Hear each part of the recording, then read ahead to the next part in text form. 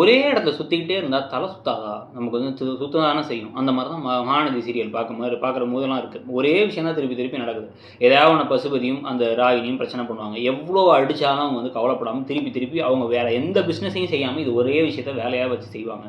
யார் இந்த மாதிரி வந்து மற்றவங்களை அடிக்கிறது மட்டுமே கங்கணம் கட்டிட்டு செய்வாங்கங்கிறது தெரியல. இன்னொரு பக்கம் காவேரி கம்ப்ளீட்டாக வந்து விஜயை சுத்தலில் விட்டுட்டே இருக்க, விஜயும் வந்து காவேரி பின்னாடி இப்போ பாவம் லூஸ் மாதிரி சுற்றிக்கிட்டே இருக்காரு. அவர் தான் அந்த வார்த்தையே சொல்கிறார், நான் லூஸ் மாதிரி அப்படின்ட்டு வேறு.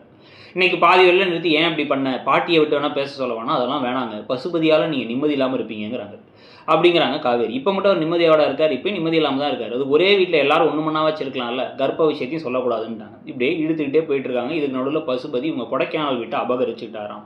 குடும்பமாக கிளம்பி அங்கே போகிறாங்களாம். இப்போ இதற்கானான்னு விஜயும் கிளம்பி அங்கே போவார். அங்கே திருப்பி ஃபைட் சீக்வன்ஸு, எப்பா சாமி ப்ளீஸ்ப்பா அப்படிங்கிற மாதிரி தான் இருக்குது இந்த சீரியல். இந்த சீரியலை பற்றி நீங்கள் என்ன நினைக்கிறீங்க? சும்மா அப்பப்போ ரொமான்ஸை மட்டும் காமிச்சா போதுமா?